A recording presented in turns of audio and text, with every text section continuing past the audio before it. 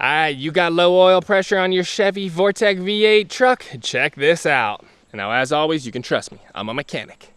So, it's got a little O-ring. It goes on the bottom of the tube, and that's what seals the tube to the engine block, and it allows the oil pump to suck it from the bottom of the oil pan into the engine.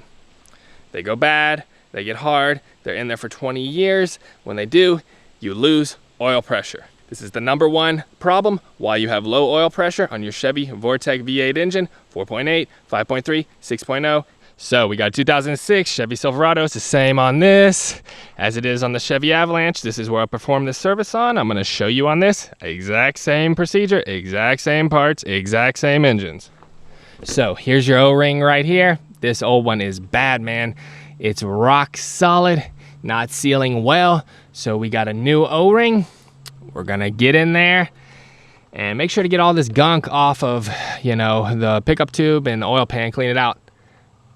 Put that new O-ring on there, tighten it all back down, and then it's good to go. As far as O-rings go, don't just grab one off the shelf. Don't try to match it up. This is a part number. You're gonna want the right one. You're gonna wanna make sure it can resist the heat and the oil so it doesn't swell or get damaged. We want the perfect part in there because we ain't taking all this stuff back apart twice. So the hardest part is getting the oil pan off. If you have a 4x4, it is not fun. Two-wheel drive is easy. Drain the oil, drop the oil pan, get in there, get that tube removed, get your new O-ring and put it on there, tighten it all back up, bolt it all back up, fresh oil, and you're good to go. 4x4, you gotta move a bunch of 4x4 stuff out of the way. Not fun. You know, of course, when you're doing this procedure, you're gonna wanna make sure to get a new oil pan gasket so you don't have any leaks, and you're gonna wanna get a new bypass gasket, you know, for that bottom part of the engine down in there. They always leak. This way, you're not gonna have any problems in the future. When you perform this procedure, you have to make sure to put red RTB silicone gasket maker in the 4 corners. Even with a new oil pan gasket, it's a procedure from GM. If you don't do this, it'll leak right when you bolt everything back up. So, you know, it might not be the oil pickup tube, but it probably is. You know, the oil pressure sensors go bad on these too.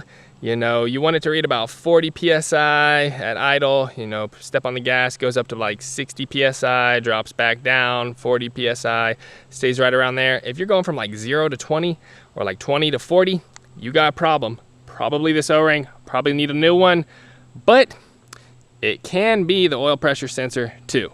All right, so here's the oil pressure gauge right here. The truck is off, it's at 40 PSI. Obviously it's not reading right, let's crank it up. All right, turn the key, drops to 0, crank it up. So you can see it's about 40 PSI, it's fixed, it's working properly. Give it a little bit of gas, it goes up to like 60. And now you can see this one's kind of jumping like that. It was fixed perfectly, but I didn't use a Delphi oil pressure sensor, and it's jumping all over the place. So, you know, I need to get it swapped out with a genuine sensor. It was working well for a while, but it just shows you got to use a genuine sensor. But I know the O-ring is good. It was fine for months. It's gonna rest at about 40 PSI, go up to about 60, drop back down, you know, it's good to go. I'll show you on the red Silverado what it's looking like. See, that thing's bouncing all over the place. We need to get that sensor swapped out. If it's doing this, probably not the O-ring. All right, here's the 06 oil pressure sensor right here. You can see it's at 0. Let's crank it up.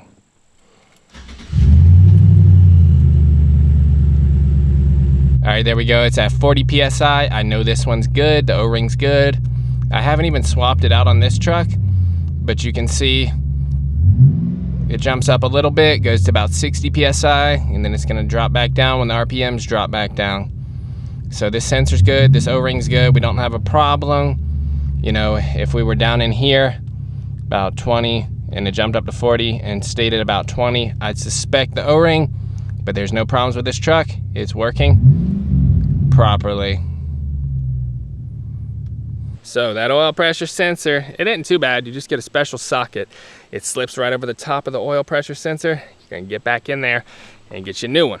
Now, of course, you know, Delphi, GM Genuine, all that good stuff, cheap aftermarket ones, don't last very long. You're gonna have problems in the future. All right, so I'm down here taking a look at the old blown engine off of this Chevy Avalanche that we got replaced. So let's take a look at it. I'm gonna show you where the oil pressure sensors go, you know, the different styles, and some more tips.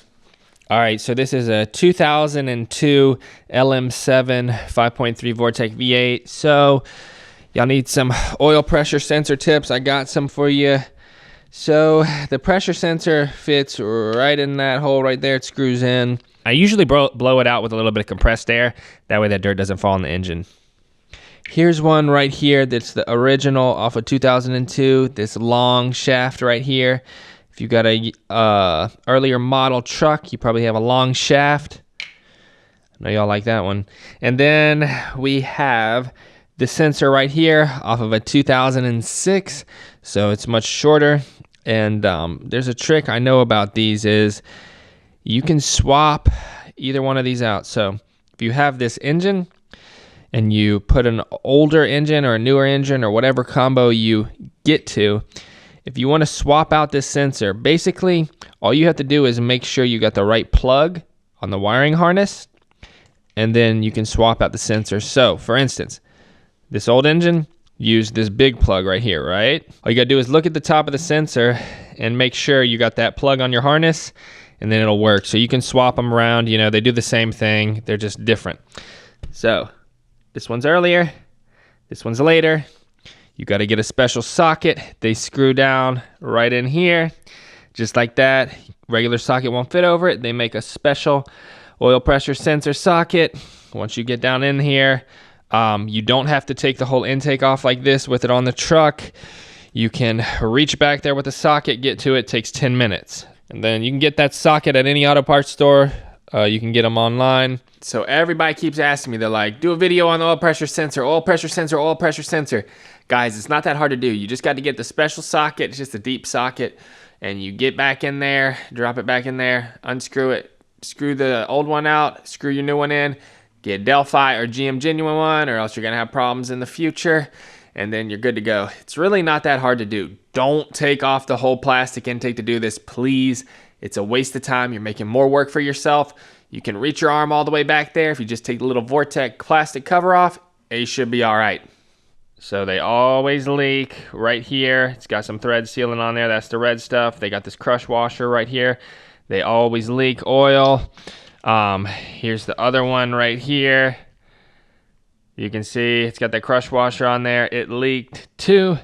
You can see back here all this dirt is because there was oil and it got dirt on there. So they just screw right in. Like I said, you got the tall one, swap it with that one. You got the short one.